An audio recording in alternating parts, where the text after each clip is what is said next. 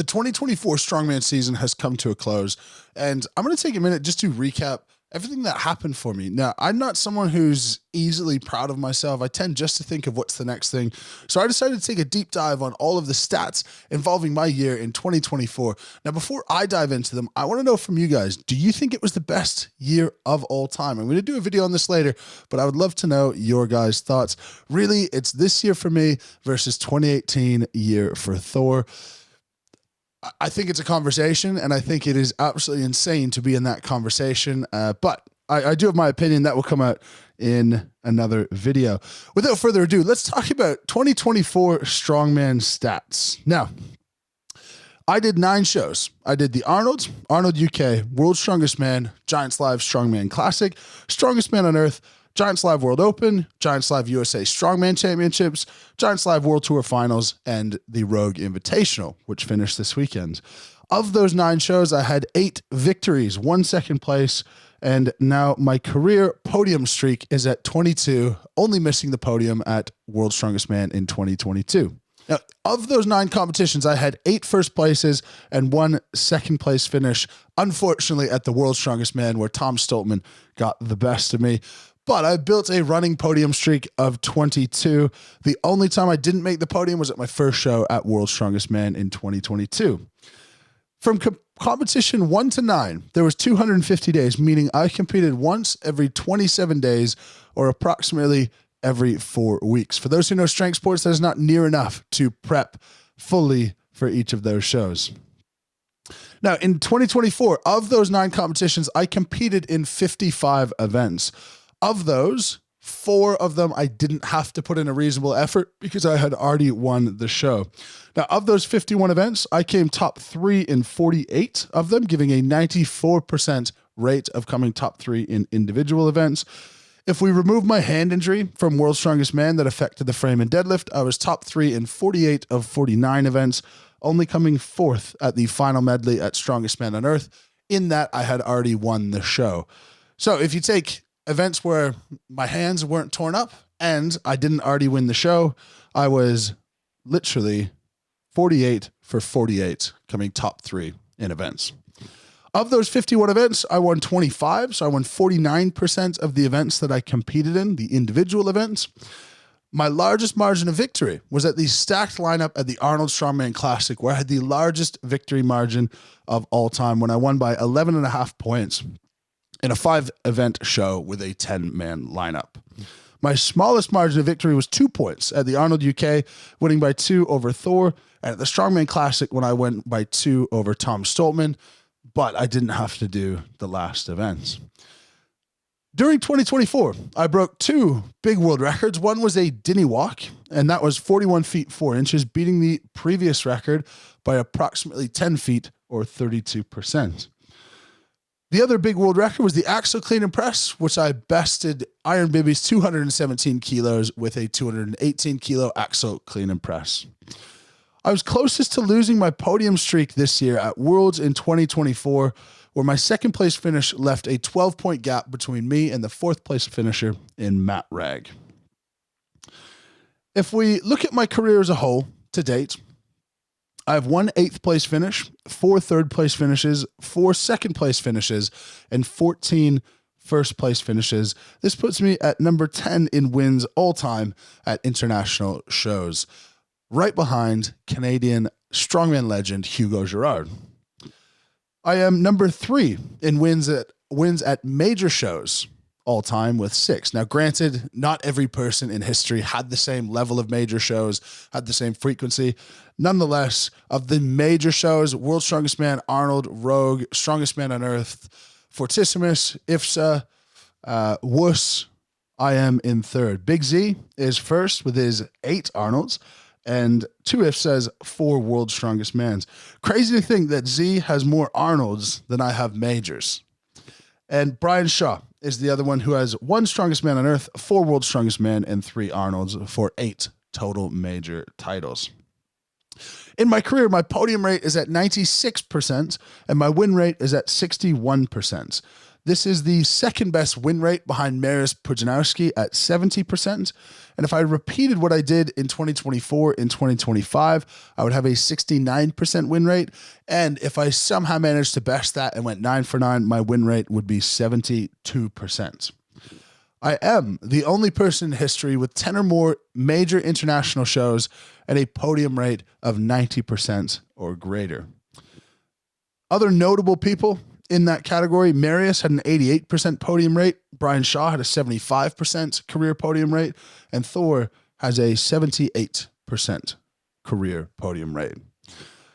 Now, to put all this in context, a few years ago, I was just a kid who was trying to learn how to relate to people. I ran marathons to get aerobically fit. I started strongman to see what was it like to get strong. I never thought that any of this was possible, and it absolutely blows my mind. I feel like one day I'm going to wake up from this dream, and I'll be thankful even just for the dream, never mind the reality of living this life.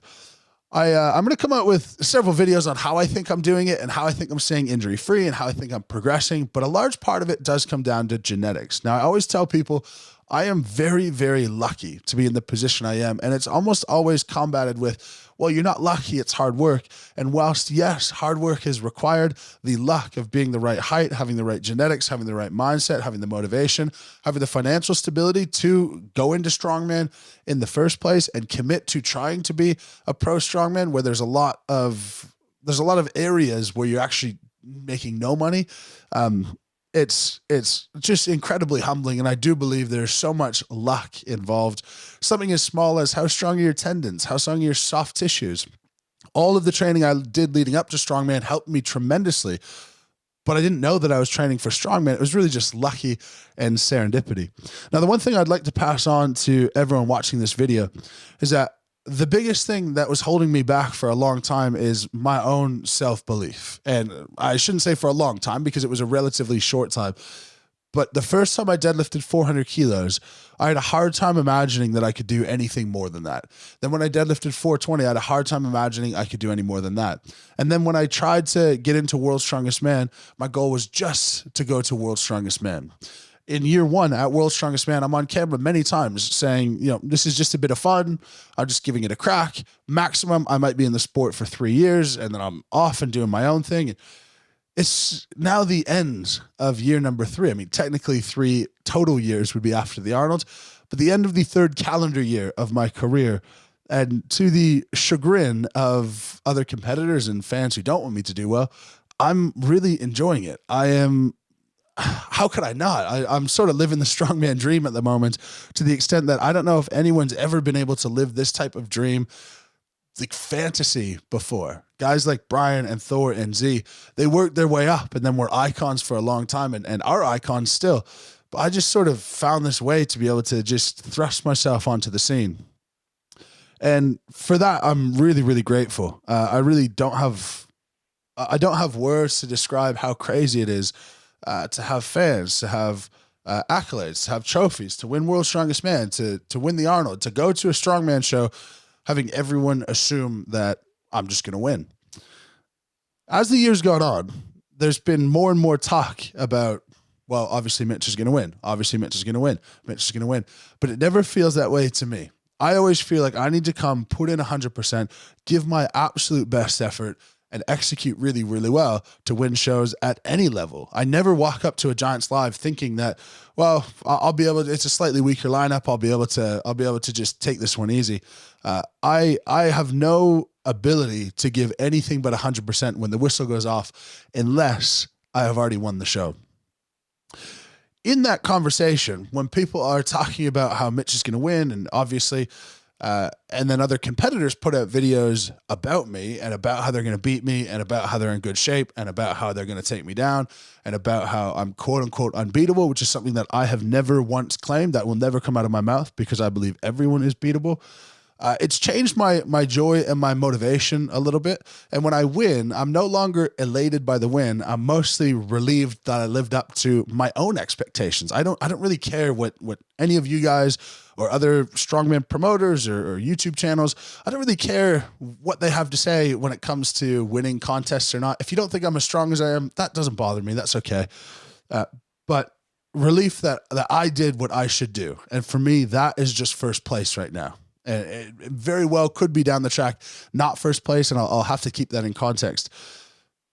But with the other guys and with the other strongman channels, it's almost validation over and over. And you'll notice early in the year when I did well in an event, the celebrations would look very different than they look now. I'd be very happy, really overjoyed. And when I sat on that strongest man on earth, top of the power stairs, getting that interview, I just felt so complete and so full and so happy. But I think that was the turning point where now there's almost a level of proved you're right. Then that's why I get these really emotional, almost angry, told you so outbursts, but it's not really told you so. It's like confirmed you so.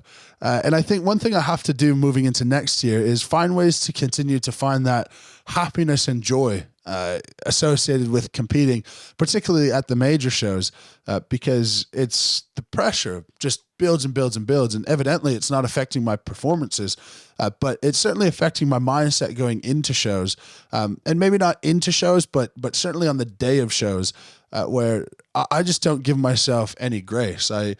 I came third on the arm over arm to Tom and Thor, guys who I probably should come third to. And I made a small mistake that cost me nothing. And I was furious with myself. Stuff like that. I can't have that. I don't think it's a good look.